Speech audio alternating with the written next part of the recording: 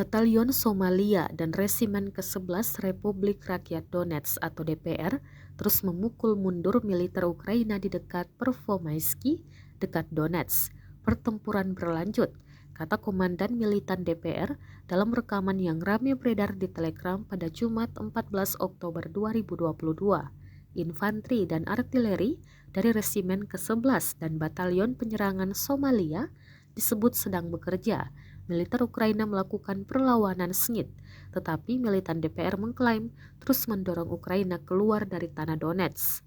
Serangan artileri yang dibantu drone DPR terus meluncurkan rentetan serangan. Dampak kehancuran juga tampak dalam rekaman.